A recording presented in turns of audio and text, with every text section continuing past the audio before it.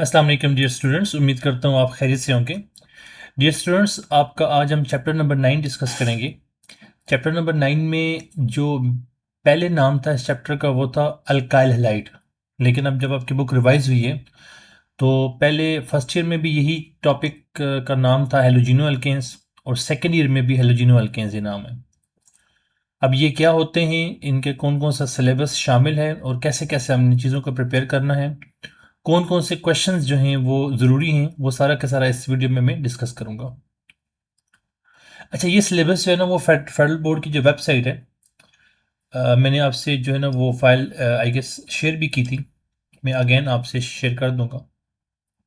First year वालों के लिए नोट्स की मैंने एक बनाई है वीडियो, तो वो उनको वीडियो मिल गई होगी।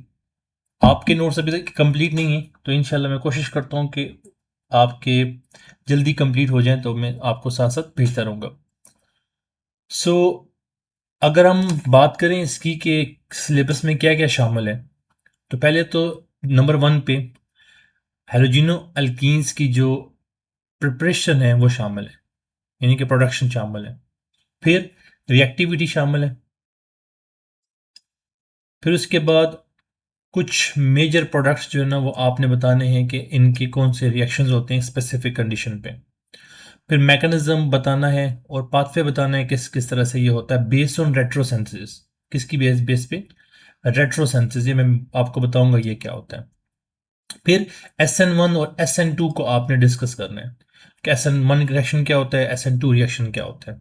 और फिर आपने जो है ना वो आखिर में SN2 रिएक्शन और SN1 रिएक्शन का कंपैरिजन करवाना है। सर, इसमें एलिमिनेशन नहीं है? नहीं, सिलेबस के अकॉर्डिंग एलिमिनेशन का जो टॉपिक है वो शामिल नहीं है।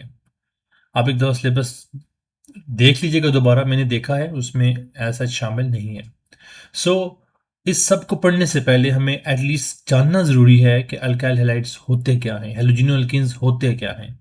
फिर हम उनकी प्रोडक्शन की बात भी कर लेंगे। कुछ बेसिक चीज़ें हैं, although they are not directly relevant to the syllabus, but आगे जाके हम जब बात करेंगे primary alkyl halide, secondary alkyl halide, tertiary alkyl halide, तो वो आपके लिए थोड़ा बहुत ज़रूरी है पढ़ना।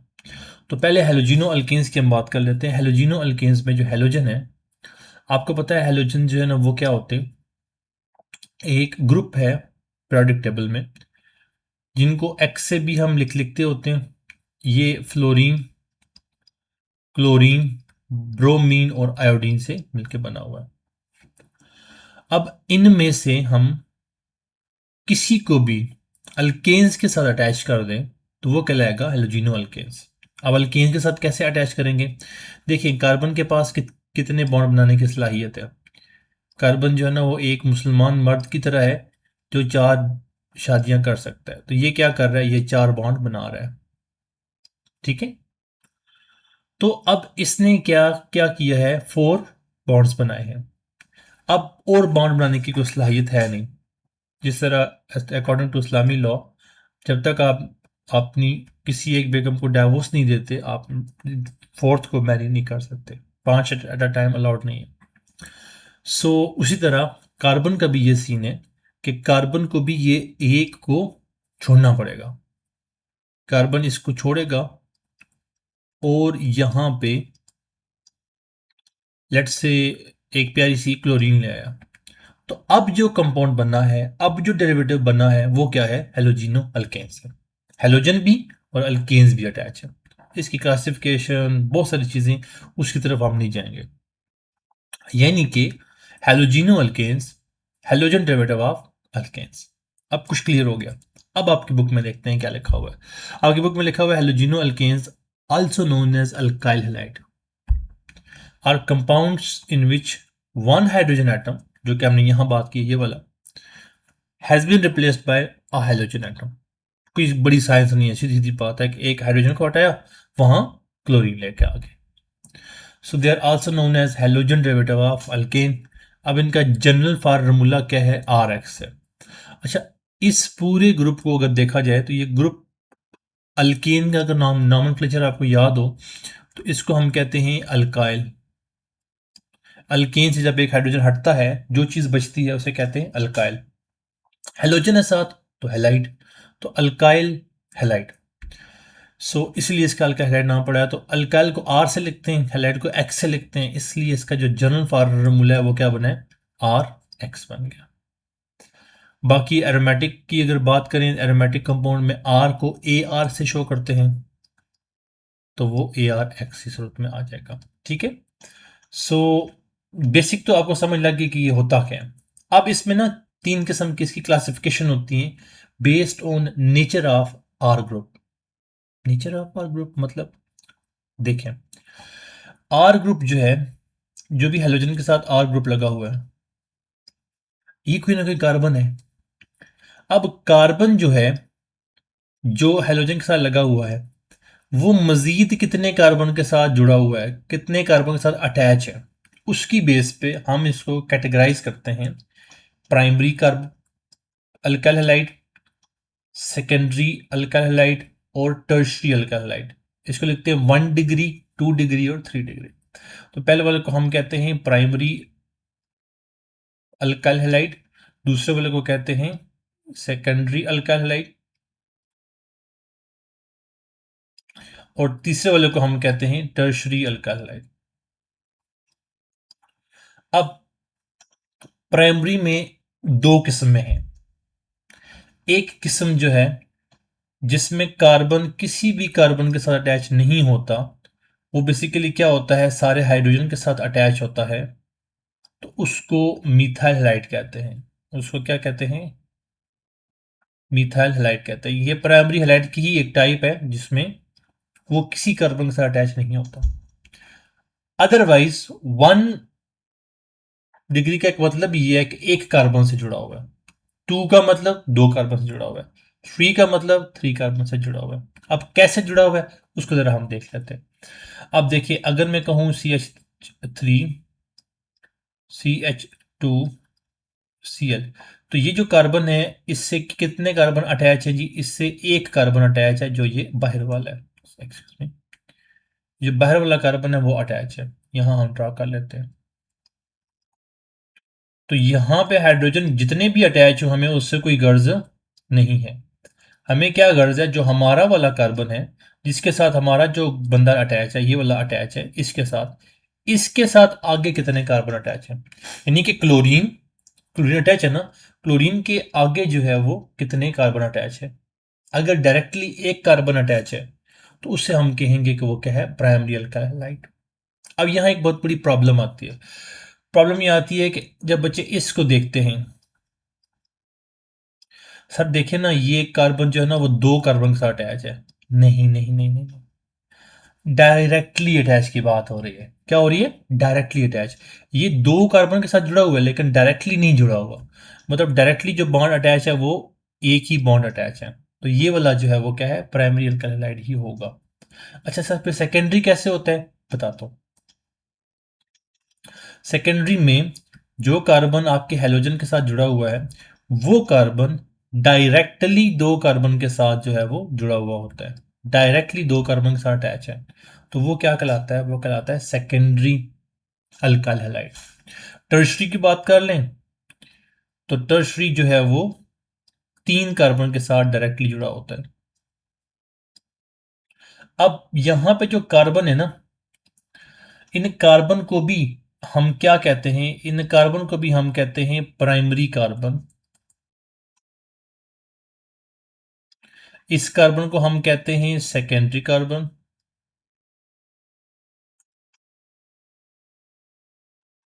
और इस कार्बन को हम कहते हैं टर्शरी कार्बन।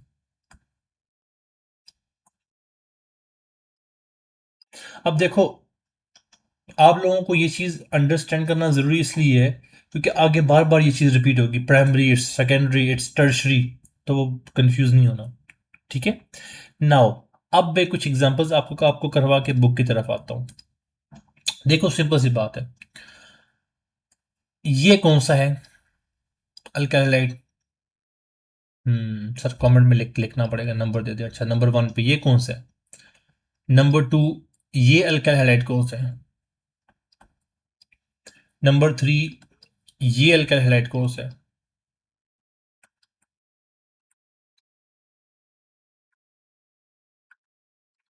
नंबर 4 ये अल्काइल हैलाइड कौन सा है। नंबर 5 ये अल्काइल हैलाइड कौन सा है?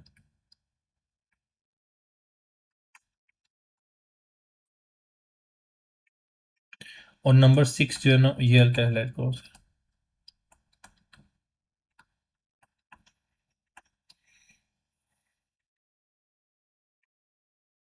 और नंबर 7 जो है ना और आखिरी यहाँ हमारे पास वो ये अल्काइल हैलाइड कौन सा है?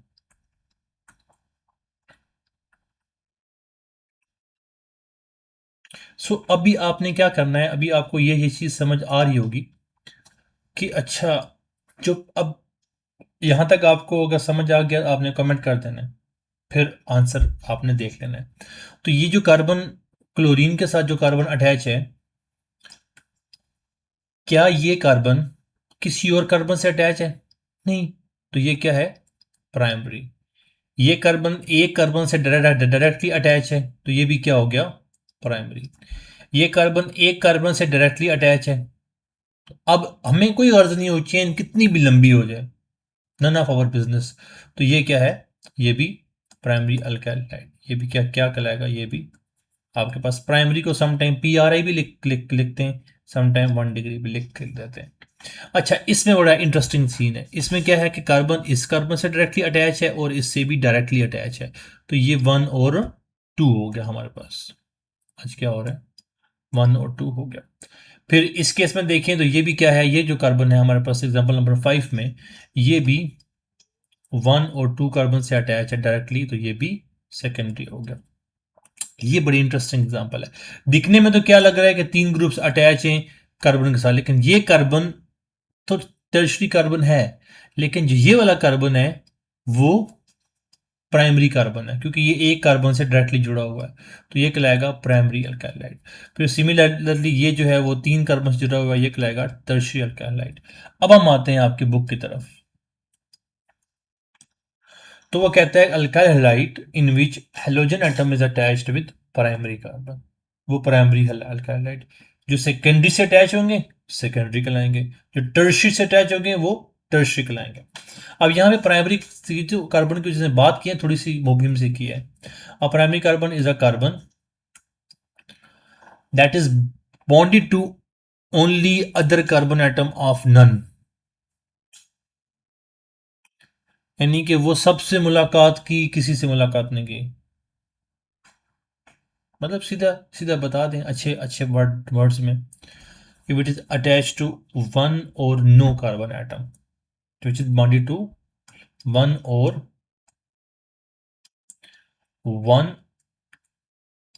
no carbon atom,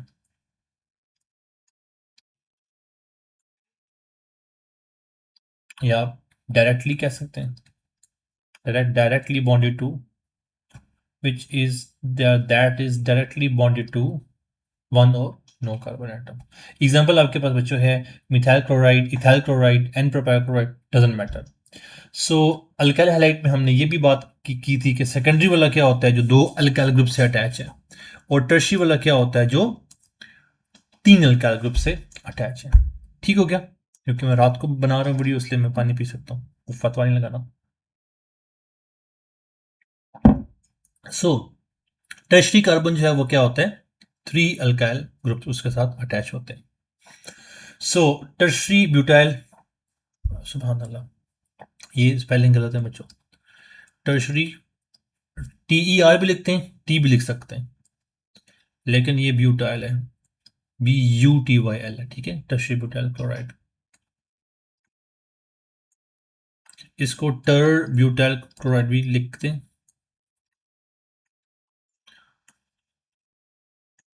और ज्यादा प्रेफरेबल ये टर वाला होता है, ठीक है। सो अल्काइल हैलाइड, अब यहां तक तो आपको क्लियर हो गया, यहां तक तो कोई मसला नहीं है, ठीक है। अब हम चलते हैं आगे।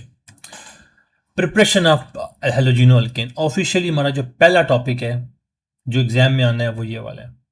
अब प्रॉब्लम ये है कि इसमें सिर्फ एक रिएक्शन है, वो रिएक्शन बेंजीन के ऊपर होने वाले। अब ये तो हमने आई गेस नहीं पढ़ा हुआ, अब क्या करें इसका? ये सिंपल सी बात है। देखो, आप एक कम हॉस्टल में हो, नहीं सर हम हॉस्टल में नहीं रहते, लेट से आपके घर घर में एक कमरा है जिसके जो है ना, तो उसके अंदर बड़ा कमरा है, 6 बेड लगे हुए हैं। अब आपको कहा जाए कि कोई भी नहीं है, तो आप क्या करोगे? किसी भी बेड पे सो जाओगे, कोई मसला नहीं। यही काम होता है मोनो सब्स्टिट्यूशन के ऊपर। एक ग्रुप है, कहीं भी लग जाए कोई फर्क नहीं पड़ता। लेकिन जब दो ग्रुप्स होते हैं तब मसला आता है। फॉर एग्जाम्पल यहाँ पे आप जो है ना वो एक कमरा आपको अलॉट हुआ है, नया घर बनाया आपने, शिफ्ट हुए हैं, तो आपके अम्मी ने अबू ने कहा है कि अच्छा वो कमरा है तुम लोगों का, सारे बहन भाई उधर होंगे। तो आपकी सिस्टर चलेगी पहले, उन्होंने कहा जी कि ये जो खिड़की के पास कमरा है ये मुझे चाहिए, ये वाला जो बेड है ये मेरा है, नाउ दिस इज ऑक्यूपाइड। अब ये आप नहीं ले सकते। उनके मुताबिक जो होगा वो क्या होगा, नेक्स्ट आपको बेड मिलेगा। फॉर एग्जांपल नेक्स्ट आपकी सिस्टर कहती हैं कि मैंने इधर स्टे करना है, तो वो कहें कि नहीं नहीं नहीं, तीनों जो है ना वो एक ही तरफ तीनों सिस्टर्स होंगी, तो तीनों ब्रदर्स होंगे, वगैरह वगैरह वगैरह, so many things. So simple case में ये लेके चलें, जब एक हेलोजन इंट्रोड्यूस होगा तो हमें कोई मसला नहीं, वो कहीं पे भी इंट्रोड्यूस हो जाए एक।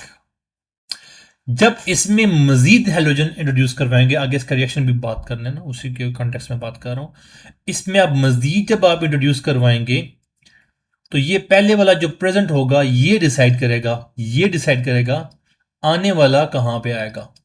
ठीक है। फॉर एग्जाम्पल अगर आप हॉस्टल में शिफ्ट होते हैं तो हॉस्टल में पहले से एक बंदा है, तो वो कहता है कि नहीं नहीं यार, इस बेड पे नहीं आना, इस बेड पे मेरा दोस्त जो है ना वो आएगा, तो आप वो वाला बेड ले लें।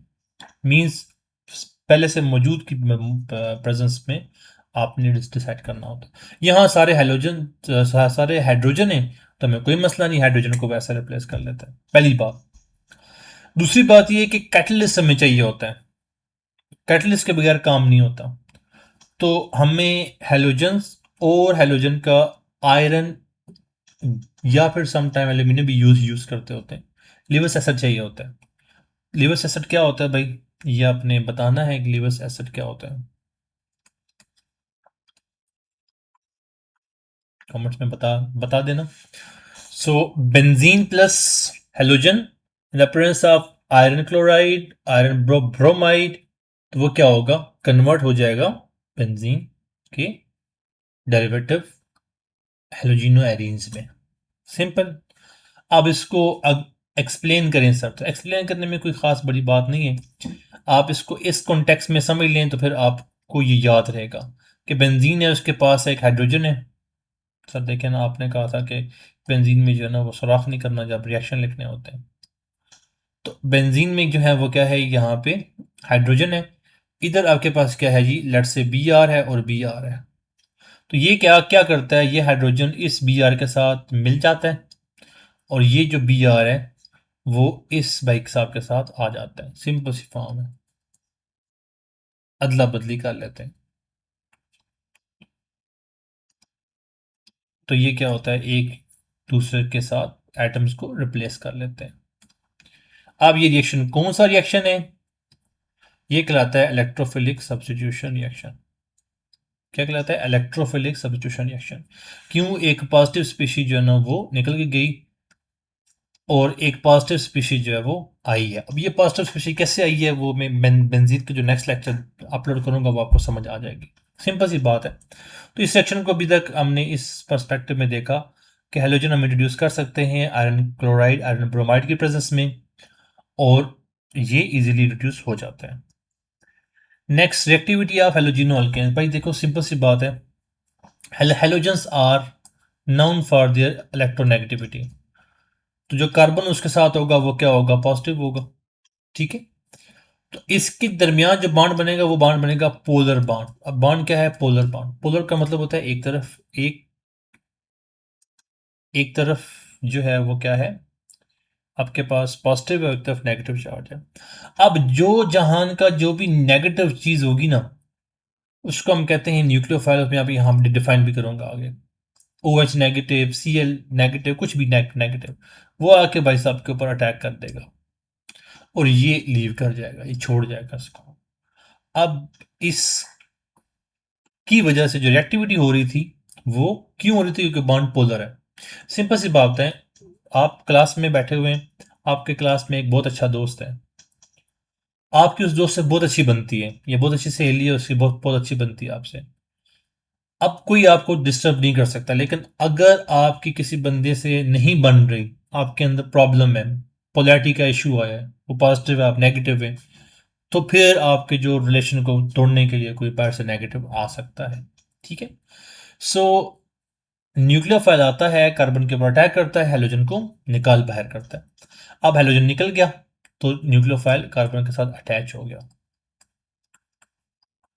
ठीक हो गया जी। अब इसको हम क्या क्या क्या कहते हैं, इसको हम कहते हैं रिएक्टिविटी ऑफ हेलोजन ऑल्केन्स।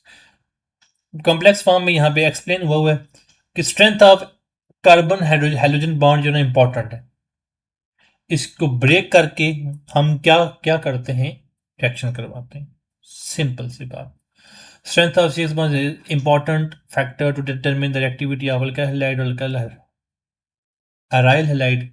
इसमें पोलराइजेशन होती है जिसकी वजह से हेलोजन जो है वो, पोलराइजेशन का मतलब पॉजिटिव नेगेटिव चार्ज बनता है। कार्बन जो है ना वो पार्शियल पॉजिटिव चार्ज कर लेता है, हेलोजन जो है वो पार्शियल नेगेटिव चार्ज चार्ज कर लेता है। दोनों न्यूक्लियोफाइल, सारा सिंपल सी बात है, कोई लंबी जो डिटेल नहीं है। तो यहाँ पे न्यूक्लियोफाइल क्या कर रहा है, न्यूक्लियोफाइल कर रहा है अटैक, और यहाँ पे इधर आ रहा है तो जो क्लोरीन है वो निकल रहा है।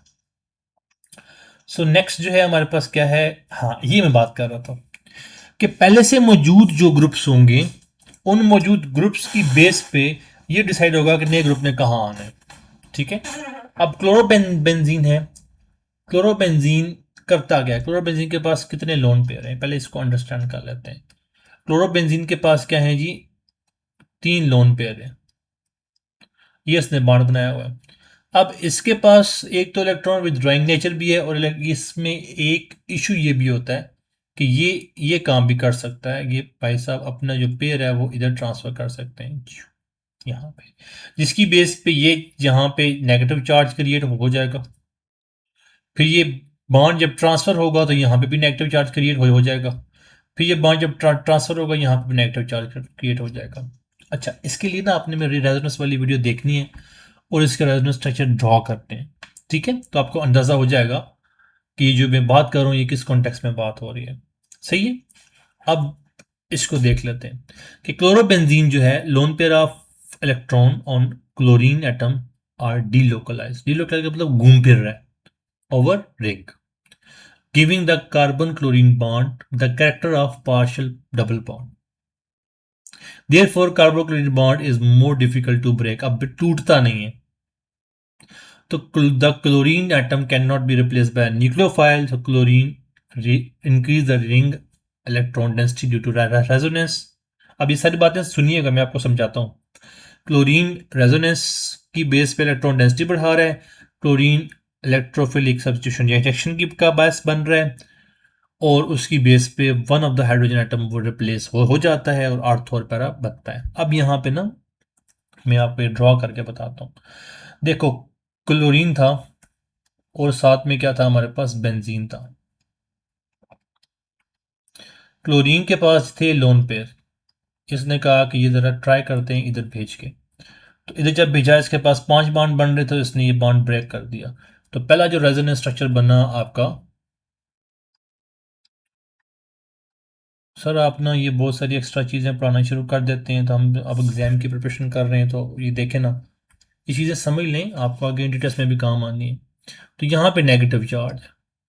ठीक है। अब यहाँ बॉन्ड तो वही है जो पहले वाला बॉन्ड था। अब ये बॉन्ड है ये आएगा सेंटर में, तो ये जो बॉन्ड है ये ब्रेक होके फिर यहाँ पे आ जाएगा। तो अल्टीमेटली जो नेक्स्ट रेजोनेंस स्ट्रक्चर बनेगा, यहाँ नेगेटिव है, यहाँ बॉन्ड है, यहाँ बॉन्ड है, यहाँ क्लोरीन और पॉजिटिव है। फिर नेक्स्ट ये यहाँ मूव करेगा, ये यहाँ आ जाएगा। तो अल्टीमेटली जो आपके पास स्ट्रक्चर बनेगा नेक्स्ट, वो कुछ ऐसा स्ट्रक्चर होगा जिसमें ये बॉन्ड इधर, ये बॉन्ड इधर, यहाँ नेगेटिव और ये डबल बॉन्ड। तो अब देखें यहाँ पे नेगेटिव क्रिएट हुआ और यहाँ पे नेगेटिव क्रिएट हुआ, तो इस पोजीशन को हम कहते हैं आर्दो पोजीशन और इस पोजीशन को हम कहते हैं पैरा पोजीशन। तो 2 पोजीशन एक्टिव है। सो अब क्या होगा जी, अब आपके पास जो बेंजीन रिंग पे पॉसिबिलिटी है वो दो हैं, एक तो ये वाली पॉसिबिलिटी है और एक ये वाली पॉसिबिलिटी है। एक वक्त में एक जगह पे आएगा, यहाँ पे भी आ सकता है, लेकिन वो अगर आप कंसंट्रेट करें तो वो फिर ट्राई नाइट्रो इकट्ठा आ जाता है। सो दो पॉसिबिलिटी है, एक अर्थ और एक पैरा की, तो वो हमने यहाँ पे बना दी। तो नाइट्रेशन ऑफ क्लोरोबेंजीन जो है वो क्या क्या करता है, आर्थो नाइट्रो क्लोरोबेंजीन बनाता है और पैरा नाइट्रो क्लोरोबेंजीन बनाता है। नेक्स्ट हम चलते हैं जी, रिएक्शन ऑफ एलोजिनो अल्केन्स और अल्काइल हैलाइड। अब रिएक्शन क्या होगा हमें पता है, न्यूक्लियोफाइल आएगा उसके ऊपर अटैक कर देगा। एक तो हमने पढ़ लिया, थोड़ा बहुत पढ़ा। दूसरा एलिमिनेशन होती है। अब एलिमिनेशन का सबसे बड़ा मसला ये है कि आपके सिलेबस में नहीं शामिल, आपके सिलेबस में एलिमिनेशन का टॉपिक शामिल है नहीं। एलिमिनेशन क्या होता है कि फॉर एग्जांपल मैं सिंपल सी मिसाल देता हूं आपको। एक बंदा बाहर से आया, उसने आपको घर से निकाल दिया, तो ये है न्यूक्लियोफिलिक सब्स्टिट्यूशन। लेकिन दूसरा जो है, आप अपने ही भाई के साथ बाहर चले गए, छोड़ के घर छोड़ के चले गए, तो ये है एलिमिनेशन कि आपको निकाल दिया। आप घर छोड़ के नहीं गए बल्कि आपको घर से घर वालों ने निकाल पैर किया, निकलो।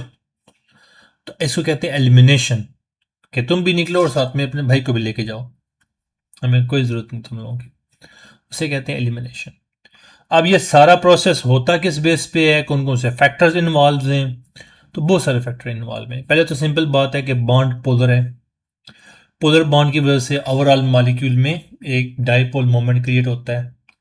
अब कौन सा एटम कितने इलेक्ट्रॉन खींच रहा है, इसको कहते हैं इंडक्टिव इफेक्ट। इलेक्ट्रॉन खींचने को कहते हैं इंडक्टिव इफेक्ट। कितने खींच रहे हैं वो होता है डाइपोल मोमेंट। ये सारा फर्स्ट ईयर में मैंने डिटेल में पढ़ाया था। तो आप बस ये समझ लें यहाँ पे कि ये क्या है, पॉजिटिव और नेगेटिव है। दो पॉसिबिलिटी है, एक कोई बाहर वाला आके हेलोजन को निकाले, वो है न्यूक्लियोफिलिक सब्स्टिट्यूशन रिएक्शन। एक ये जो अपने पड़ोसी है या अपने घर वाला जो बंदा है उसके साथ जो है ना वो भाग जाए, तो ये क्या कहलाए कि एलिमिनेशन, कि उनको दोनों को निकाल दिया, दोनों आज हमारी बरादरी से निकल के। सो अब हम चलते हैं जी इसके न्यूक्लियोफिलिक सब्स्टिट्यूशन रिएक्शंस के ऊपर।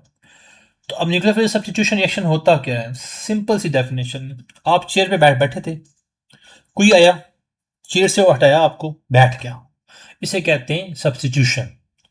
तो न्यूक्लियोफाइल होता है नेगेटिव स्पीशी, तो नेगेटिव स्पीशी को आई, उसने नेगेटिव को निकाल बाहर किया, तो वो कहलाता है न्यूक्लियोफिलिक सब्स्टिट्यूशन रिएक्शन। कोई बड़ी छोटी लंबी छोटी डिटेल नहीं है। तो the reaction in which halogen atom of alkyl halide is substituted और रिप्लेस्ड बाय स्ट्रॉन्ग न्यूक्लियोफाइल। ठीक है, फॉर एग्जांपल आप किसी के दोस्त हैं, आपसे उसको फायदा मिल रहा है, ठीक है, तो वो आपको अपने साथ रखेगा। आपसे बहुत ज़्यादा और अच्छा बंदा आया जिससे उसको ज़्यादा फायदा हुआ वो, तो वो उसकी तरफ चला जाएगा। ठीक है, दुनिया मतलब दी। सो स्ट्रॉन्ग जब आएगा, कोई भी स्ट्रॉन्ग जब आएगा, तो वो आपको वीक को रिप्लेस कर देगा। ठीक है, इसकी मैं बहुत सारी मिसालें भी देता होता हूँ, लेकिन अभी हम आगे जब जाएंगे तो वो एग्जाम्पल्स आपको क्लियर हो जाएंगे। या आप सिंपल ये कंसिडर कर लें कि एक जंगल है, उस जंगल में जो है ना वो एक डॉग जो है वो क्या क्या कर रहा है, खाना खा रहा है। ठीक है, तो ये उसका फूड है। अब डॉग खाना खा रहा है, जैसे ही शेर जो है वो आया, तो ये भाई साहब भाग गए यहां से, चलो निकलो निकलो निकलो, शेर आ गया। तो इसी तरह न्यूक्लियोफाइल आता है, न्यूक्लियोफाइल स्ट्रॉन्ग, तो वो एक्स कहता है भाई निकलो, फटाफट निकलो, इससे पहले कि मार पड़े निकलो, तो वो यहां से लीव कर जाता है। तो छोड़ने वाले को जो है ना वो एक्स कहते हैं, उसको हम लीविंग ग्रुप का नाम देते हैं। ठीक है, लीविंग ग्रुप या फिर लीविंग न्यूक्लियोफाइल। एक्स क्या है, अब आपको एक्स याद रहेगी कि एक्स क्या है, लीविंग ग्रुप है। तो आर एन यू जो है वो एक नया प्रोडक्ट बना है न्यूक्लियोफाइल के आने से। जिसके ऊपर अटैक हुआ है ना, जिसके ऊपर अटैक हुआ है वो है सबस्ट्रेट। तो आप सिंपल समझ लें, आप हैं, आपके साथ जो है ना वो एक जो है फूड है, तो किसी ने आगे आपसे फूड छीन लिया, ये आप न्यूक्लियोफिलिक सब्स्टिट्यूशन रिएक्शन है। ठीक है, तो जब फूड छीना गया, وہ جو ہے وہ آر ہے، اور آپ جو ہیں آپ کیا ہو گئے، فوڈ کے ایکس ہو گئے. ناؤ یہ جو میتھڈ ہے یہ دو طرح سے ہو سکتا ہے. وہ کیسے ہو سکتا ہے وہ ہم ابھی اس ڈیٹیل میں نہیں جائیں گے. پہلے ہم چھوٹی چھوٹی ڈیفینیشنس پہ جائیں گے، سم ٹائم ایگزام میں پوچھ لیتا ہے. یہاں ایک ٹرم لکھی ہوئی ہے سبسٹریٹ، ایک ٹرم یوز ہو رہی ہے نیوکلیو فائل، ایک ٹرم اور یوز ہو رہی ہے لیونگ گروپس. اس کو ذرا نا ایکسپلین کر لیتے ہیں، ڈیٹیل سے ڈسکس کر لیتے ہیں. سبسٹریٹ بھائی وہ آپ کہہ لیں الکائل ہیلائڈ، یا وہ بانڈ جو ہم نے توڑنا ہے جس بھی مالیکیول کے اندر ہوگا وہ سبسٹریٹ کہلائے گا. ٹھیک ہے، تو سبسٹریٹ کیا ہے؟ الکائل ہیلائڈ مالیکیول اون وچ نیوکلیوفائل اٹیکس، جس کے اوپر نیوکلیوفائل اٹیک کر رہا ہے وہ کیا کہلائے گا؟ سبسٹریٹ کہلائے گا. اب نیوکلیوفائل کیا ہوتا ہے؟ نیوکلیوفائل بڑی انٹرسٹنگ بات ہے. نیوکلیوفائل جو ہے وہ آپ پہلے اس کو انڈرسٹینڈ کر رہے ہیں، یہ امیر ہوتا ہے. یہ کیا ہوتا ہے؟ امیر ہوتا ہے، الیکٹران رچ ہوتا ہے. امیروں پہ وہ بڑے مشہور ہیں نا کہ ایک بیگم اپنے ہسبینڈ سے پوچھتی ہے، آپ نے کہا تھا کہ آپ بہت امیر ہیں، نہیں آپ نے کہا تھا کہ آپ امیر ہیں، تو کہ اس نے کہا تھا جی بالکل ٹھیک، ایسی بات ہے میں تبلیغی جماعت کا امیر ہوں. اس میں ہوتا ہے کہ ایک امیر ہوتا ہے تو وہ سارا لیڈ کر رہا ہوتا ہے. تو یہ بھی امیر ہے الیکٹران کی صورت میں، کہ اٹ از الیکٹران رچ. اب الیکٹران رچ کیسے ہے؟ نیگیٹو چارج ہے، لون پیئر ہے، پائے بانڈ ہے. دیکھیں نا، الیکٹران کس صورت میں کسی بھی ایٹم کے پاس ہو سکتے ہیں؟ یا نیگیٹو چارج کی صورت میں ہوں نیگیٹو، یا پھر آپ کہہ لیں لون پیئر کی صورت میں. جس طرح اچھا لون پیئر کا میں نے بتایا تھا نا شاید آپ کو، کہ آپ نے اگر لون پیئر کا مسئلہ ہو نا آپ کو، تو آپ نے 321 پہ فون کر دینا ہے، لون پیئر کا مسئلہ حل ہو جائے گا. مطلب نائٹروجن کے اوپر ایک لون پیئر، آکسیجن کے اوپر دو لون پیئر، فلورین کے اوپر تین لون پیئر، باقی ان کی برادری کے بھی آلموسٹ یہی کام کرتے ہیں. تو 3 2 اور 1 لون پیئر ہے. تو یہ لون پیئر کی صورت میں بھی الیکٹران رکھتا ہے.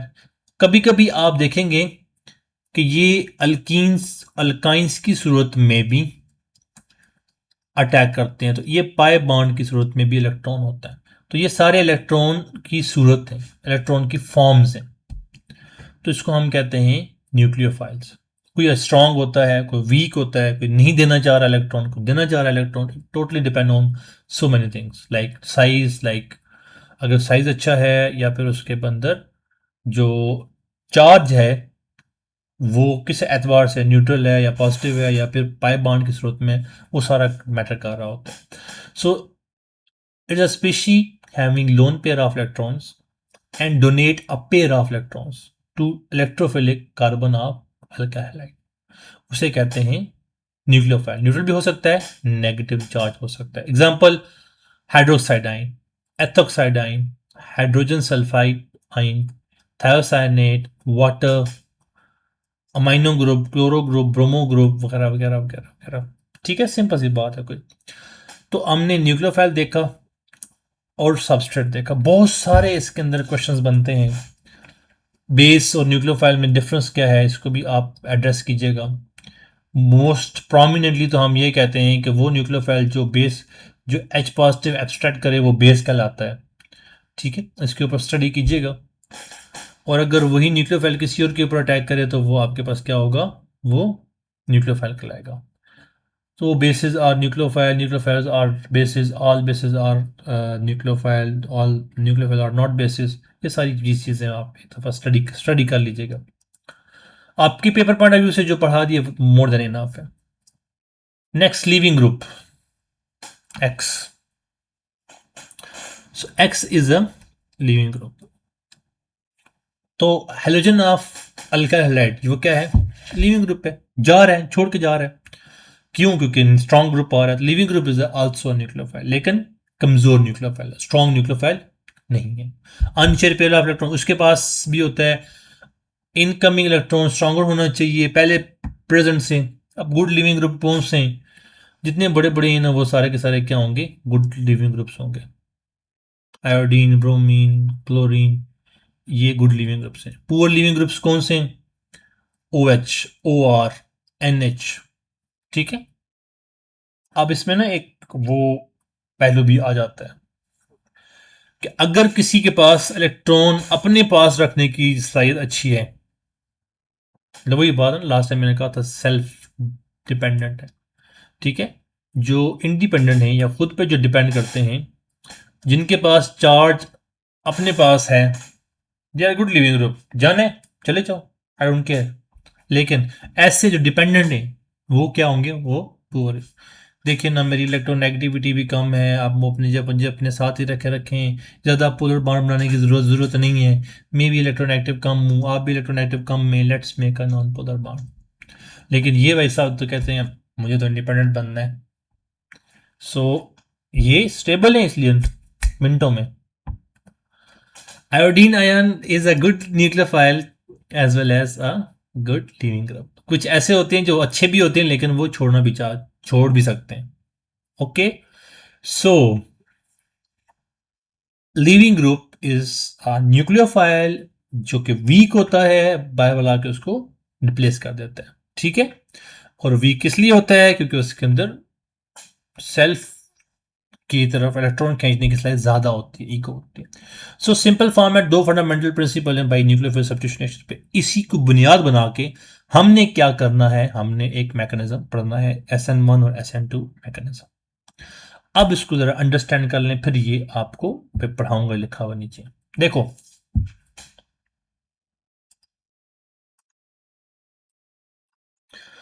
آپ کے پاس R گروپ ہے، آپ کے پاس X ہے، ایک آپ کے پاس نیوکلیوفائل ہے. اب ایک پاسبلٹی ہے کہ نیوکلیوفائل آئے، ایکس لیو کرے، یعنی کہ نیوکلیوفائل جو ہے نا وہ فرسٹ آئے، ایکس جو ہے وہ سیکنڈ سٹیپ میں لیو ہو. بسم اللہ.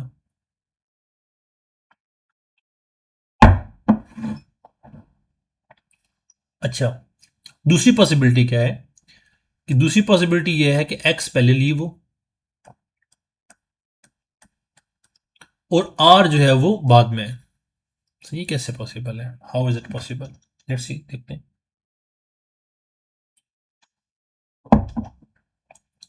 تو یہاں پہ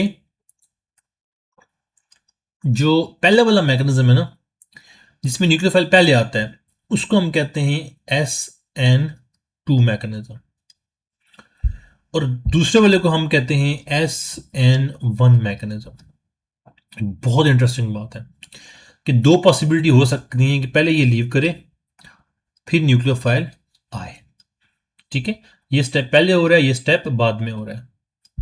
اب اس کیس میں کیا ہے، یہ سٹیپ جو ہے وہ کیا ہو رہا ہے، پہلے ہو رہا ہے، اور یہ سٹیپ بعد میں ہو رہا ہے. سر آپ نا کنفیوز کر رہے ہیں. نہیں، کنفیوز ہونے کی کوئی ضرورت نہیں، سمپل اسٹریٹ فارورڈ سی بات ہے. RX ہے نا، نیوکلیوفائل نے آنا ہے، تو نیوکلیوفائل آ رہا ہے. فار ایگزامپل اس کو سمپل سے اسٹریٹجی کرتے ہیں. آپ دو دوست ہیں کلاس میں، اب میں ریلیشن شپس کی طرف بات کروں گا تو بہت زیادہ برا لگے گا. دو دوست ہیں کلاس میں، آپ ایک لڑکے کو کہتے ہیں کہ اچھا میں نے تمہارے ساتھ دوست بننا ہے، کہتے ہیں تم اس کو چھوڑو گے تو میں تمہارا دوست بنوں گا. ٹھیک ہے. یہ کون سا ہے؟ یہ ہے SN1. لیکن دو دوست تھے، ایک تیسرا دوست بن گیا. اب جیسے وہ دوست بنا تو وہ پہلے والا ایسا ایسا دور ہوتا گیا، وہ اس کے ساتھ اسٹرانگ بانڈ بنا گیا، پہلے والا خود ہی دور چلا گیا. وہ ہے SN2 ریئیکشن. ٹھیک ہے. سو SN2 میں جو ہے وہ کیا ہوتا ہے، آنے والا اسٹرانگ ہوتا ہے اور جانے والا جو ہے وہ ویک ہوتا ہے. لیکن SN1 میں جانے والا چلا جاتا ہے، پھر آنے والے وہ ڈھونڈ رہا ہوتا ہے. فار ایگزامپل دو دوست ہیں، ایک سٹی چھوڑ کے چلا گیا، کسی اور کالج میں شفٹ ہو گیا. اب وہ بندے کے پاس کوئی نہیں ہے، دوست نہیں ہے، تو اب وہ ڈھونڈے گا کلاس میں کون سا اور لڑکا ہے جو کہ جس سے میں یہ بات چیت کر سکتا ہوں. سمپل سی بات. ایک اور میں مثال دیتا ہوتا ہوں. ایک بندہ ہے، اس کی شادی ہوگی، اور اس کی شادی ایک ایسی خاتون سے ہوگی کہ جو اسے پسند نہیں ہے. پسند ان سینس پہلے بہت پسند تھی، لیکن بعد میں اسے پتہ چلا کہ بھائی جو گھر چلانے کے لیے چیزیں ہوتی ہیں وہ تو ان کے پاس سکلز ہی نہیں ہیں، نہ کھانا بنا سکتی ہیں، نہ ہسبینڈ سے بات کرنے کا کچھ سلیقہ ہے، ये बहुत सारे मल्टीपल फैक्टर्स जो कि उनको दिखे कि यार इनके साथ मेरा गुजारा नहीं है। तो एक पॉसिबिलिटी तो ये है कि उनको छोड़ दें। जब उनको छोड़ देंगे तो जो थोड़ी बहुत अच्छी चीजें थी वो भी उनके पास से चली जाएंगी। उस सिचुएशन को हम कहते हैं SN1 रिएक्शन। SN1 में क्या है कि जो करंट उनकी वाइफ है उनको उन्होंने छोड़ दिया कि भाई जाओ, अब अकेले। एटलीस्ट वॉशिंग मशीन में डाल के वो कपड़े तो धो धो दिया करती थी, खाना बना तो दिया करती थी। तो जो ना होने से बहुत अच्छा था। तो अब ये भाई साहब अकेले हो गए, अब ये तलाश में है किसी की। तो अब इनको हो सकता है कोई ऐसी खातून मिले जो उनसे भी बुरी हो। तो ये समझाने का मतलब ये है कि इस केस में अच्छे और बुरे के चांसेस क्या हैं, 50-50 हैं। याद रखिएगा, SN1 में अच्छे बुरे के चांस कितने, 50-50। लेकिन SN2 में क्या भाई, करंट सिचुएशन में आप you are in a relationship, आप दूसरी शादी का सोच रहे हैं, आपने एक खातून देखी, लपेच अच्छा लगा, इनसे बहुत अच्छी हैं, आपने प्रपोजल भेजा, वो प्रपोजल एक्सेप्ट किया, तो ये नाराज हो गई, ये चले गई। So at a time you are in a transition state. इसमें क्या होती है, इसमें होती है ट्रांजिशन। ये सारी बातें आपको दोबारा पढ़ाऊंगा तो आपको सारा कुछ क्लियर हो जाएगा जब टेक्स्ट पढ़ेंगे। तो इसमें भाई साहब क्या है, ट्रांजिशन स्टेट में है, क्या है, बिटवीन स्टेट में। इसमें तो भाई बहुत पॉजिटिव है। इसमें क्या है, पॉजिटिव है। एक इंटरमीडिएट स्टेट में, ट्रांजिशन नहीं बल्कि इंटरमीडिएट स्टेट या इडियट स्टेट कह लो, ठीक है। पहले वाला SN2, जिसमें पहले न्यूक्लियोफाइल आता है, फिर एक्स ग्रुप लीव होता है, क्लियर। एक ट्रांजिशन स्टेट में आता है, कभी उसकी तरफ देखता है, कभी उसकी तरफ देख देख रहा होता है, डिसाइडिंग। तो फिर न्यूक्लियोफाइल अच्छा लगता है, एक्स को लीव कर देता है। सिंपल बात होगी। 2 का मतलब क्या है हम आगे जाके देखेंगे। SN1 में क्या है, अच्छा इसमें एक और इंटरेस्टिंग बात, इसमें जो न्यूक्लियोफाइल आया है उसके अच्छे होने के चांस कितने हैं, 100%। इसके चांस चांस कितने हैं अच्छे होने के, 100%, क्योंकि उसको डिसाइड करने में आसानी है। लेकिन जब SN1 की बात करते हैं तो उसमें भाई साहब ने पहले छोड़ छोड़ दिया, तो वो अब ट्रांजिशन में नहीं है कि इधर से उधर शिफ्ट नहीं हो रहे, वो मुकम्मल तौर पे छोड़ चुके हैं। तो वो एक इंटरमीडिएट स्टेट में, दरमियानी स्टेट में, दरमियानी स्टेबल स्टेट में है कि एक को छोड़ दिया, दूसरे के साथ भी नहीं है। Now looking for second one. तो वो दो पॉसिबिलिटी है, अच्छा या बुरा, ठीक है। तो 50-50 है। अब ये सारा कुछ जो समझा रहा हूं ना, यही टर्म्स यूज होनी है, यही 50-50 यूज होना है, यही 100% यूज होना है एग्जैक्ट टॉपिक में। Now let's move to topic. बातें बहुत कर ली। अभी हमने जो बात की है, सॉरी, अभी हमने जो बात की है वो ये की है कि हेलोजन एटम जो है वो क्या कर सकता है, दो तरह से दो इवेंट होते हैं। एक इवेंट क्या है कि जो सिग्मा बॉन्ड है कार्बन हेलोजन का वो ब्रेक हो, और एक इवेंट क्या है जो नया नया बॉन्ड है कार्बन न्यूक्लियोफाइल का वो बने, ठीक है। Substitution reaction is greatly influenced by the nature of the attacking nucleophile, कि आने वाला कैसा है, सबस्ट्रेट कैसा है, लिविंग ग्रुप कैसा है। प्राइमरी और सेकेंडरी अल्काइल हैलाइड में न्यूक्लियोफाइल अटैक करता है, लिविंग ग्रुप चला जाता है, एक ही स्टेप में होता है रिएक्शन। लेकिन बल्कि बड़े ग्रुप्स में ये नहीं होता, उसमें 2 स्टेप का रिएक्शन होता है। सो ओवरऑल ये 2 स्टेप को फॉलो करती हैं, नथिंग। ये आगे जाके मैं पढ़ाऊंगा भी अगेन। तो अभी हमने ये देखा कि दो पॉसिबिलिटी है, एक SN1 और एक SN2 की। तो अब हम SN1 SN2 को डिटेल में पढ़ेंगे इसके बाद। अब ये क्या है जी कि एक्स है, एक्स को कोई भी निकाल के आ सकता है। RX को निकाल के आयोडीन आ सकता है, और OR आ सकता है, एस्टर आ सकता है, कोई भी ग्रुप से हम लेके आ सकते हैं। अब जो इंटरमीडिएट बना है ना उसको हम कहते हैं कार्बोकैटाइन इंटरमीडिएट। अब मैं जरा आपको वहां पे लेके चलता हूं। ये वाला आपके पास जो R था उसने X को छोड़ दिया। अब ये जो स्पीशी बनी है इस स्पीशी को हम कहते हैं कार्बोकैटाइन या कार्बोनियम आइन। कैटाइन का मतलब पॉजिटिव चार्ज, कार्बो का मतलब कार्बन। तो कार्बोकैटाइन वो स्पीशी जो कि पॉजिटिव चार्ज स्पीशी बनी हुई होती है। अब इसको पढ़ लेते हैं। A carbon that is attached to 3 atoms or groups of atoms and possesses a unit positive charge. ऐसा कार्बन जिसके ऊपर पॉजिटिव चार्ज है और 3 ग्रुप के साथ अटैच हुआ है, उस कार्बन को हम कहते हैं कि वो कार्बोकैटाइन है। ठीक है, शहजादा कार्बोकैटाइन। तो कार्बोकैटाइन के ऊपर चार्ज क्या है सर? पॉजिटिव। अब पॉजिटिव चार्ज या कोई भी चार्ज, इसकी डेंसिटी जितनी ज्यादा होगी उतना ही आयन जो होगा वो क्या होगा? लेस स्टेबल होगा या अनस्टेबल होगा।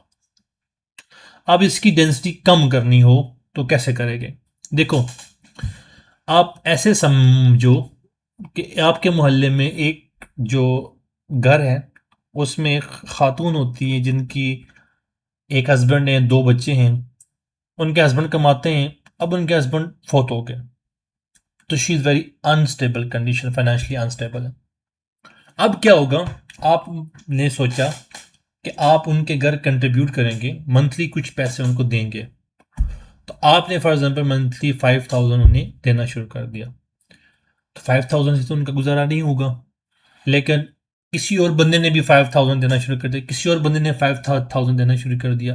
तो अब जितने ज़्यादा पैसे देने वाले लोग होंगे उतने ही ये फाइनेंशियली क्या होंगे? स्टेबल होंगे। ठीक है, अब उसी चीज़ों को इधर रिलेट करो। पॉजिटिव चार्ज को जितने इलेक्ट्रॉन्स मिलेंगे ये उतना ही कम होगा, जितना कम होगा उतना स्टेबल होगा। सिंपल सी बात, कोई बड़ी चीज़ नहीं। Are you getting my point? कि पॉजिटिव चार्ज है, उसके पास कोई भी डोनेटिंग ग्रुप नहीं है, तो वो सबसे कम स्टेबल होगा। This is very least stable. लेकिन एक डोनेटिंग ग्रुप है तो वो स्टेबल हो गया। 2 डोनेटिंग ग्रुप हैं वो और स्टेबल हो गया।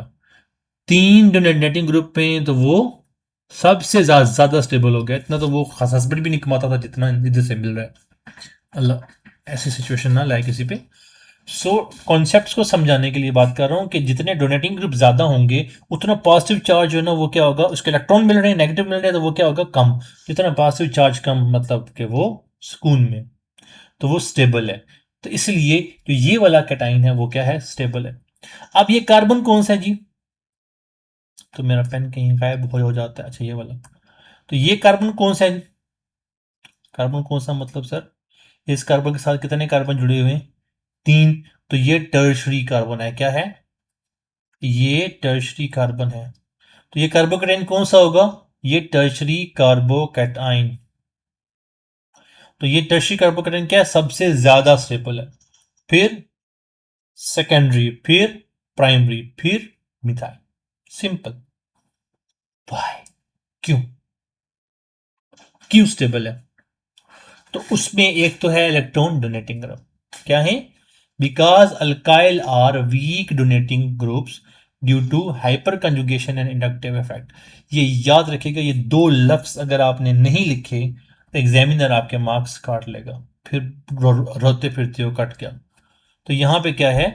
हाइपर कंजुगेशन का लफ्ज जो लिखना है और इंडक्टिव इफेक्ट का कंसेप्ट। इंडक्टिव इफेक्ट ही बात है कि इलेक्ट्रॉन देना, सीधी बात, लेना देना इलेक्ट्रॉन को कहते हैं इंडक्टिव इफेक्ट। हाइपर कंजुगेशन बड़ा इंटरेस्टिंग फिनोमेना है। हाइपर कंजुगेशन ये होती है कि ये जो भाई साहब होते हैं, जो CH3 ग्रुप लगा होता है, ये कहते हैं कि यार देखो ना, तुम पॉजिटिव बने हो, तुम जो है ना स्टेबल नहीं हो, एक काम करते हैं थोड़ा टाइम के लिए ना हम डबल बॉन्ड बना बना लेते हैं। ये क्या? डबल बॉन्ड बना लेते हैं मतलब कि ये जो भाई साहब होते हैं कार्बोकैटाइन के पास, ये इसको अपना हाइड्रोजन वाला बॉन्ड ट्रांसफर कर देते हैं, जिसकी बेस पे वो जो पॉजिटिव चार्ज उनके ऊपर था वो खत्म हो जाता है या हाइड्रोजन के ऊपर फॉर टाइम बीइंग आ जाता है। तो इस फिनोमेना को हाइपर कंजुगेशन का नाम देते हैं। ये कितने, जितने अल्फा हाइड्रोजन होंगे उतना ही ये होगा। पर लंबा कॉन्सेप्ट है, अब डिस्कस करने में फायदा नहीं है। तो आप ये समझ लें कि जिस कार्बन के जो इस कार्बन के साथ कार्बन अटैच है ना, उस कार्बन के साथ जितने हाइड्रोजन होंगे اتنے ہائپر کنجوگیشن اسٹرکچر بنیں گے، جتنے ہائپر کنجوگیشن اسٹرکچر بنیں گے اتنا مالیکیول اسٹیبل ہوگا. اس کے پاس کتنے ہیں 3،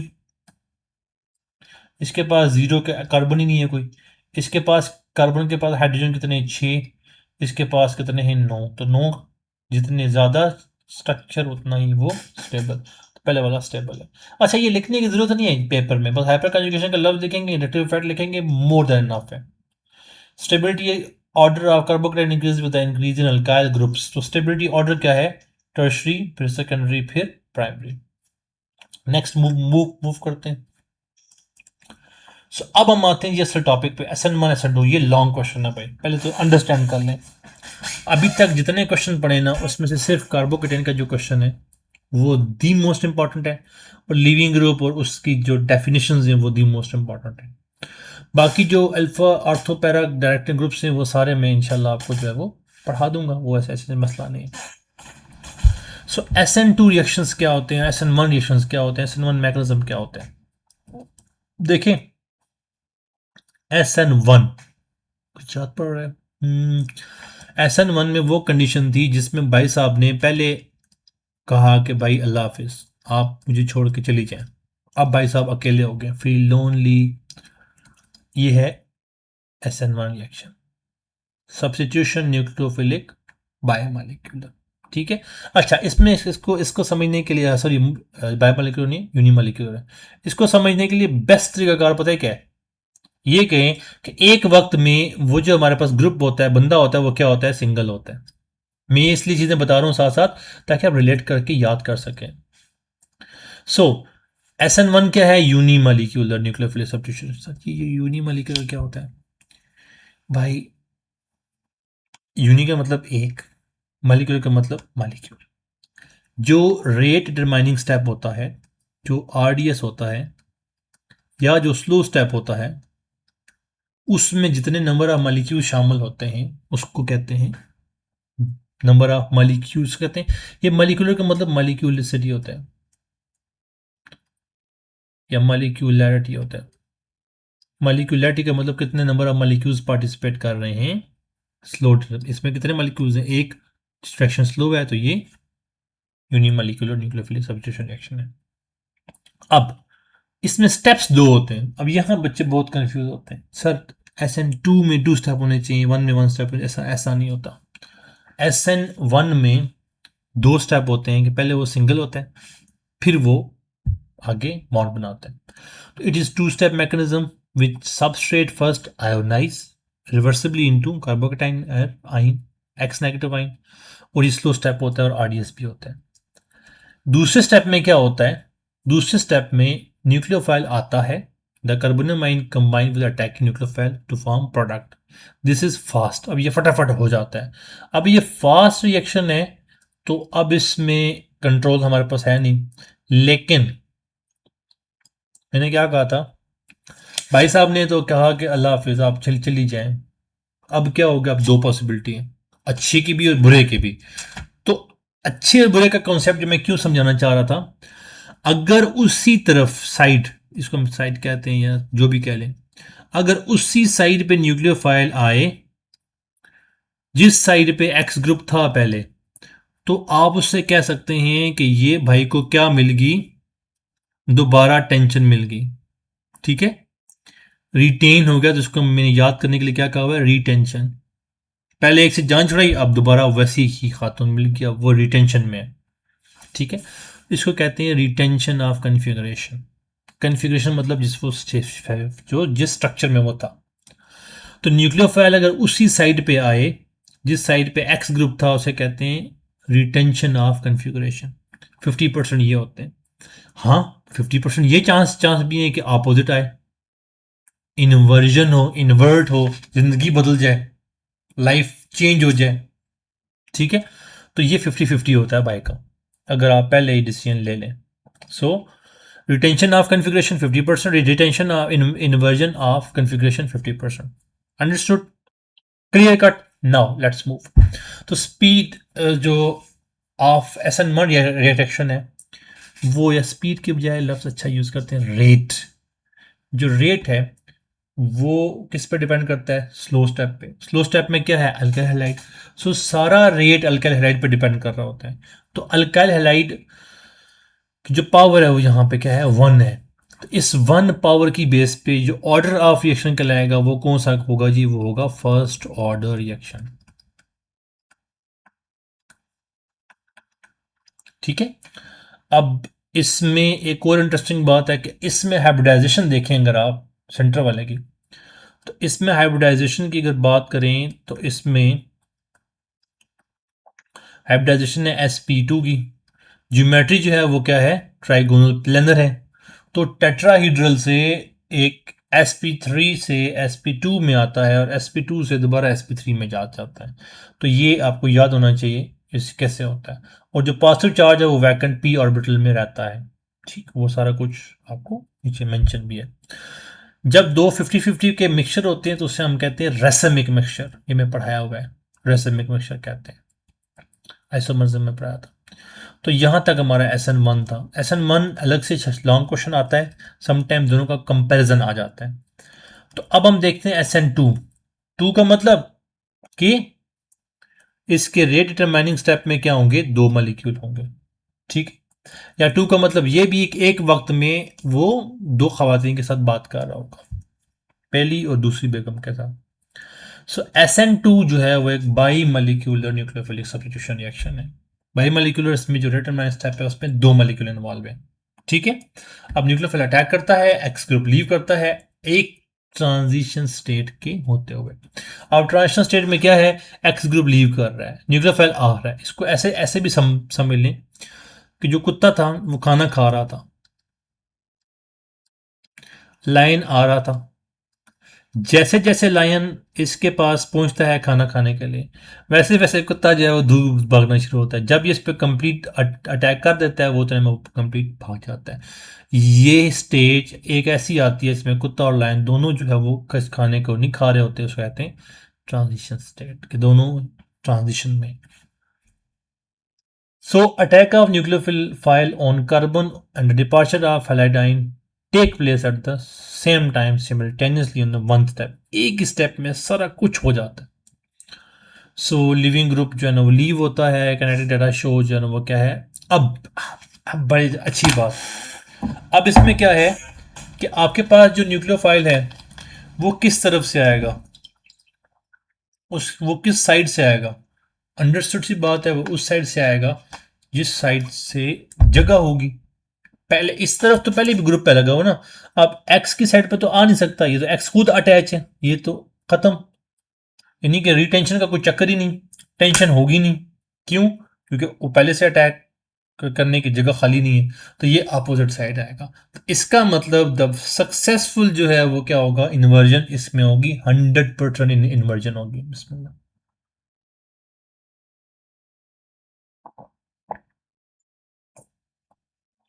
सो 100% क्या होगी? इन्वर्जन होगी। सो फर्स्ट ऑर्डर रिएक्ट जो होगा, फर्स्ट ऑर्डर जो है ना वो कैसे होगा? अब अगर हम देखें इसके अकॉर्डिंग, न्यूक्लियोफाइल के अकॉर्डिंग और इसके अकॉर्डिंग, दोनों इसका फर्स्ट है इसका फर्स्ट है, तो ओवरऑल मिला के आपके पास क्या होगा? सेकंड ऑर्डर रिएक्शन होगा। ठीक है। क्यों? क्योंकि एक ही स्टेप है जो कि क्या है? स्लो स्टेप है, इसका रेट माइनिंग स्टेप भी यही है। तो रेट क्या आ जाएगा? रेट आपके पास आ जाएगा k into N U into R X. तो 1 1 इसके ऊपर हम जब लगाएंगे तो ये आपके पास सेकंड ऑर्डर रिएक्शन आ जाएगा। तो 2 का मतलब बाई मालिक्यूलर है, मालिक्यूलरिटी 2 है, ऑर्डर ऑफ रिएक्शन भी 2 है। ठीक है। 100% कन्वर्जन जो है वो आपके पास वर्जन ऑफ कन्फिग्रेशन हो रही है, इसकी बेस पे वो आ रहा है। बाकी ये ट्रांजिशन स्टेट ड्रा करना जरूरी है। सब टाइम ट्रांजिशन स्टेट पे हम एक सिंबल लिखते हैं ट्रांजिशन स्टेट का। वो सिंबल ये होता है, ऐसे लगा के क्रॉस 2 डैश लगा देते हैं, इट मीन्स के ये ट्रांजिशन स्टेट है। सो अब नेक्स्ट अगर इसको देखें, न्यूक्लियोफाइल ने अटैक किया, एक्स ग्रुप ट्रांजिशन स्टेट में बना, रेट डिटरमाइनिंग स्टेप पे रेट भी हमने बता दिया। इसमें जो 1 1 जो है वो क्या है? इसका ईच का रेट है। तो ओवरऑल जो ऑर्डर होगा वो क्या होगा? 1 + 1 = 2 second order reaction. So molecularity number of molecules participating in RDS rated, देखो रेट डिटरमाइनिंग स्टेप में या स्लो स्टेप में जितने नंबर ऑफ मलिक्यूल्स होंगे वो उसकी क्या कहलाएगी, मलिक्यूलरिटी कहलाएगी, उसका नंबर ऑफ मलिक्यूल्स कहते हैं, तो वो 2 है। तो जो SN2 में जो 2 है ना, ये इस मलिक्यूलरिटी को शो कर रहा होता है। तो नंबर ऑफ मलिक्यूल्स कितने, एक मलिक्यूल, दो मलिक्यूल। सो SN2 जो है वो साइट अटैक होता है, 100% इन्वर्जन होती है, हमने अभी देख लिया। तो इसमें जब ट्रांजिशन सेट आती है उसमें भी एग्जैक्टली वही होता है, sp2 हाइब्रिडाइज्ड रहता है, सेंट्रल मॉलिक्यूल और एक प्लानर स्ट्रक्चर बनाता है। अच्छा, यहाँ पे एक इंटरेस्टिंग, ये क्वेश्चन बड़ा इंटरेस्टिंग है, मे बी ये आपके फाइनल एग्जाम में आपसे पूछ लें। अभी तक आपसे SN1 SN2 लॉन्ग क्वेश्चन पूछ सकता है, मे बी आपके स्टैंड अप से इस तरह के एग्जाम में पूछा भी उन्होंने। दूसरा, कार्बोकेटेन क्या होता है और लिविंग ग्रुप क्या होते हैं, इसके बारे में जनरल इंफॉर्मेशन आपसे पूछ लेगा। नाउ ये बहुत इंपॉर्टेंट है कि mechanism of primary secondary tertiary calcite follow different mechanism in SN1 reaction. तो आप बताएं क्यों। इसको समझने के लिए पहले यहां पे इसको अंडरस्टैंड कर लें। देखें, न्यूक्लियोफाइल कहां से अटैक कर रहे हैं, न्यूक्लियोफाइल न्यूक्लियोफाइल कहां से अटैक कर रहे हैं, सर न्यूक्लियोफाइल तो बैक से अटैक कर रहे हैं। इसको उसको सारे को समझ लेना, फिर आपको ये सारी बात समझाना फायदेमंद होगा। SN2 में न्यूक्लियोफाइल उस साइड से अटैक कर रहा था जिस साइड पे पहले ग्रुप लगा नहीं हुआ था, ये बात है।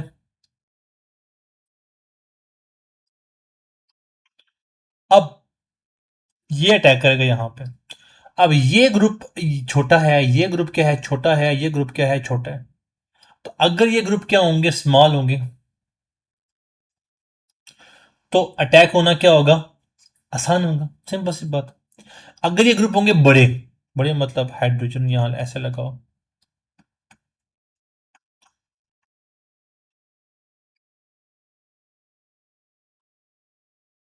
इस तरह का, सॉरी मुझे काफी टाइम हो गया रात को। सो ये केस, अब इधर से बेचारे का अटैक करना पॉसिबल नहीं। इसको क्या कहते हैं, इसको कहते हैं स्टेरिक हिंड्रेंस। स्टेरिक हिंड्रेंस क्या यूज करते हैं लफ्ज, बल्कि ग्रुप्स का स्टेरिक हिंड्रेंस।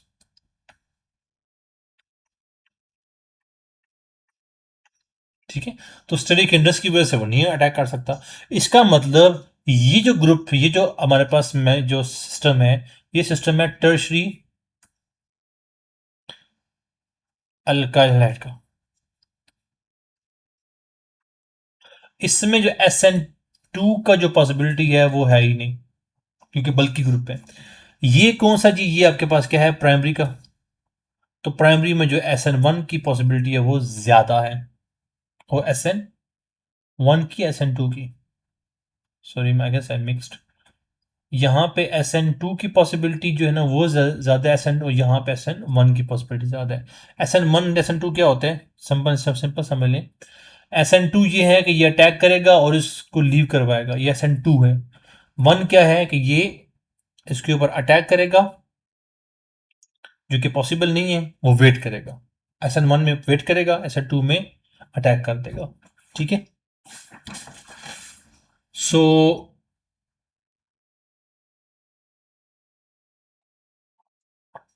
SN1 SN2 हो गया। प्राइमरी SN2 की तरफ जाएगा, टर्शरी SN1 की तरफ जाएगा। अब आया सेकेंडरी। अब सेकेंडरी में क्या है, कंडीशन डिपेंडेंट है, न्यूक्लियोफाइल स्ट्रॉन्ग है, वीक है। अगर वीक है तो फिर ऑब्वियसली वीक कहाँ ही अटैक करेगा, तो वो फिर SN1 की तरफ चला जाएगा। स्ट्रॉन्ग है तो SN2 की तरफ चला जाएगा।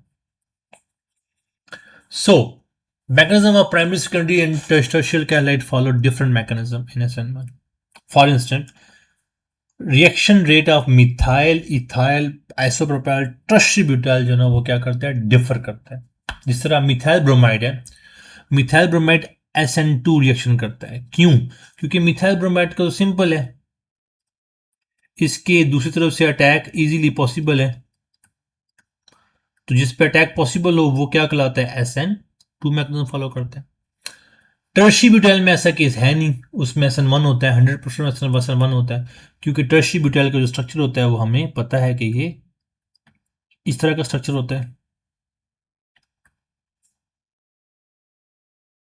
ادھر سے اٹیک پاسبل نہیں ہے۔ تو میتھائل کیونکہ اسمال گروپ ہے ایز کمپیئر ٹو ٹرشری بیوٹائل، تو نیوکلیوفیلک اٹیک ایزیلی ہو سکتا ہے بیک سائڈ آف میتھائل پہ، لیکن جو 3 گروپس ہیں ایتھائل کے وہ اٹیک نہیں ہونے دیتے، اس لیے ٹرشری بیوٹائل جو ہے نا SN1 ریئیکشن کرتا ہے، اور دوسرا جو ہے وہ SN2۔ میں 100% تو نہیں کہہ سکتا، 95% شور ہو کہ یہ کوشچن آپ کا پیپر میں آئے گا۔ 95% کیوں آئے گا، کس صورت میں؟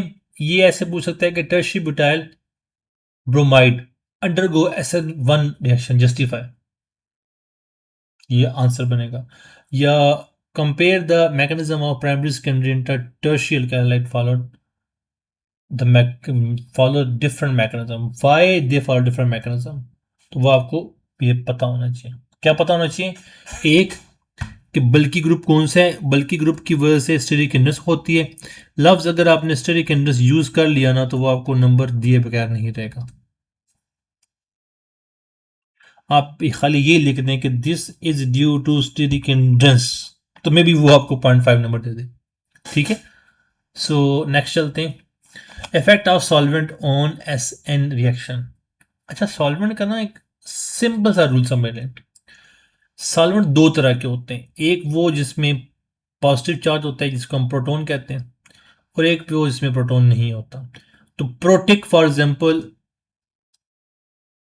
ایتھانول ہو گیا جس میں یہ پازیٹیو چارج ہے، اس کو ہم کہتے ہیں پروٹک سالوینٹ، اور دوسرا جو ہے وہ کیا ہوگا، اے پروٹک ہوگا۔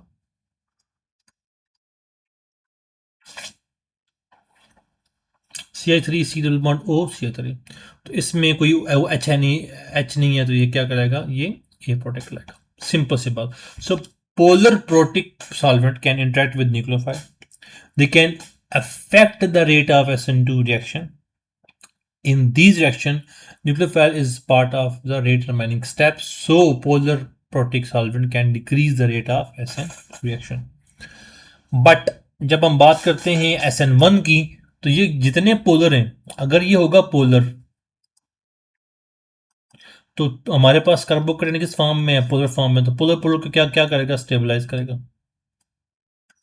تو SN2 ریئیکشن کون فالو کرے گا، SN2 ریئیکشن وہ فالو کرے گا جس میں آپ کے پاس نان پروٹک یا اے پروٹک جو ہے نا وہ سالوینٹ ہوں گے، اے پروٹک کہتے ہیں اس کو،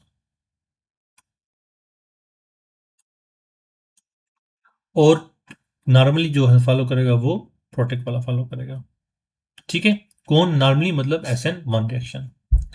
کاربوکیٹائن کیونکہ انسٹیبل ہے، اس کو اسٹیبلائز کرنے کے لیے استعمال ہوتا ہے۔ اچھا، پروڈکٹنگ SN1 SN2، کب SN1 ہوگا کب SN2 ہوگا؟ تو SN1 تب ہوگا جب آپ کا جو الیکٹروفائل ہے وہ ویک ہو، وہ اسٹرانگ اٹیک نہ کر سکے۔ SN2 تب ہوگا جب آپ کا الیکٹروفائل جو ہے وہ کیا ہے، اسٹرانگ ہو، سمپل سی بات ہے۔ اب یہاں پہ اس ٹرم میں اسٹرانگ اور ویک کا مطلب کیا ہے؟ اب اس ٹرم کو نا آپ مکس مت کریں اسٹرانگ اور ویک میں، کیونکہ یہ پھر لیونگ گروپ اور نیوکلیوفائل کے چکر میں آ جائے گا۔ نیچر آف الیکٹروفائل میں سمپل اس کو ایسے کنسیڈر کریں کہ آپ کے پاس جو کاربوکیٹائن بن رہا ہے وہ اسٹیبل ہے یا انسٹیبل ہے۔ اگر وہ اسٹیبل ہے تو وہ SN1 ریئیکشن کرے گا، اگر وہ انسٹیبل ہے تو وہ SN2 ریئیکشن کرے گا۔ یعنی کہ ٹرشری اگر آپ کے پاس کاربوکیٹائن بن رہا ہے تو وہ ٹرشری کاربوکیٹائن کیا ہے، وہ آپ کے پاس ایک اسٹیبل انٹرمیڈیٹ ہے۔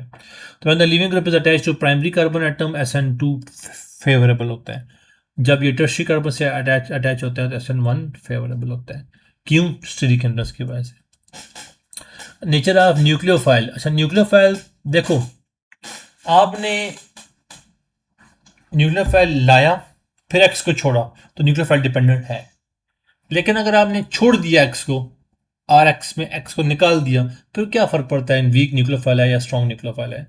تو SN2 ریئیکشن میں स्ट्रॉन्ग न्यूक्लियोफाइल या पावरफुल न्यूक्लियोफाइल जो है ना वो SN2 रिएक्शन को करते हैं। SN1 में इसका कोई चक्कर नहीं होता, इवन के वाटर अल्कोहल के साथ भी आ जाता है। ठीक है, कोई स्टैंडर्ड नहीं है भाई का।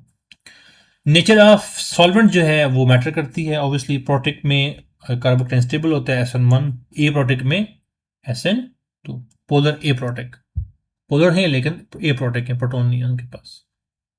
एलिमिनेशन रिएक्शन हमारे सिलेबस में नहीं है, हम इस पर टाइम ज़ाया नहीं करते।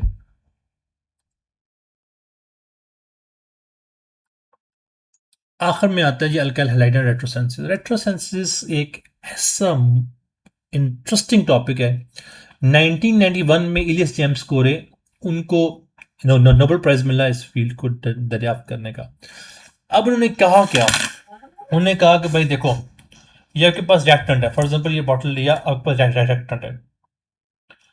अब ये रिएक्टेंट कुछ चीज बना रहा है, हम उस बनी हुई चीज को देख के इस तक पहुंचे तो ये कहलाती है रेट्रोसेंसिस। मतलब कंपाउंड आपके पास बना हुआ है, आप उसकी रिवर्स इंजीनियरिंग करें, समझ आप लफ्ज यूज करते हैं रिवर्स इंजीनियरिंग, आप उसकी रिवर्स इंजीनियरिंग यूज करें। मतलब एक आपके पास कंपाउंड है, उसको देखें ये कहाँ से बना होगा, इसको ऊपर तोड़ें तो ये किस चीज से आएगा, क्या पॉसिबिलिटी है, तो वो कहलाता है रेट्रोसेंसिस। ठीक है, अब अपोजिट ऑफ सेंसिस कह लें। Alkyl had a good starting material, इसमें जब आप इसको ब्रेक करते हैं यहाँ से, तो एक न्यूक्लियोफाइल की तरफ ये चला जाता है एक्स की सूरत में। जब हम रेट्रोसेंसिस करते हैं इसकी तो वी वर्क बैकवर्ड। बैकवर्ड का मतलब क्या कि प्रोडक्ट को पकड़ते हैं, उसको काटते हैं कुछ हिस्सों से, चाहे हेलोजन कहाँ से आया होगा, फ्रना कहाँ से होगा, वो कहाँ से आया होगा, उसकी बेस पे आप इसको जस्टिफाई करते हैं।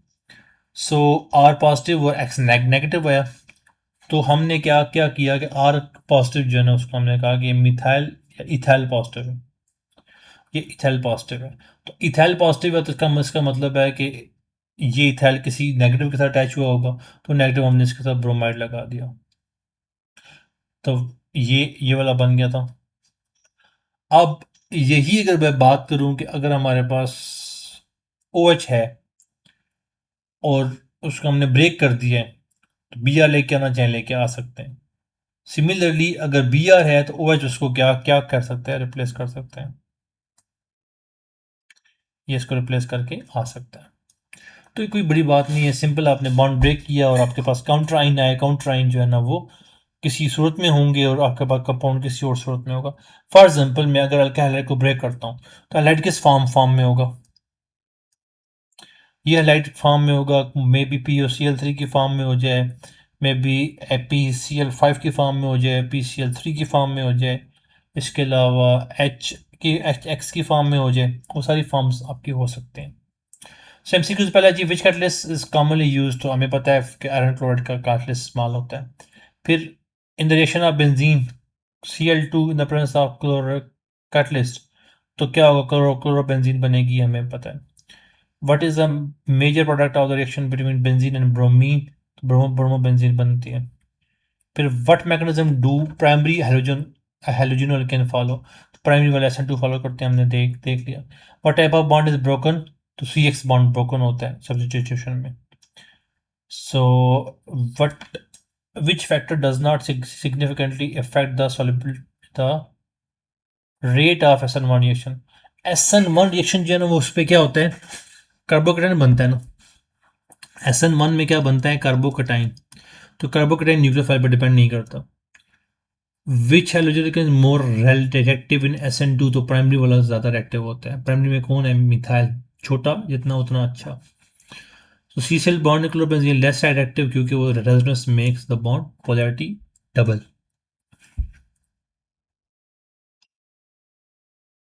Make the bond partially double, ठीक है। जैसे हमने क्या कहा था कि ये कार्बन क्लोरीन इसके ऊपर पॉजिटिव चार्ज आ जाता है। So when chloroethane react with aqueous silver nitrate, ये बेसिकली ना जब हमारे पास NaCl होता है कुछ और होता है ना, वो ये प्रेसिपिटेट बनते हैं, लेकिन एरोमेटिक कोई प्रेसिपिटेट्स नहीं बनते, no precipitation form in aromatic system. बाकी इसके जो क्वेश्चंस हैं वो आसान है। तो have a very good night.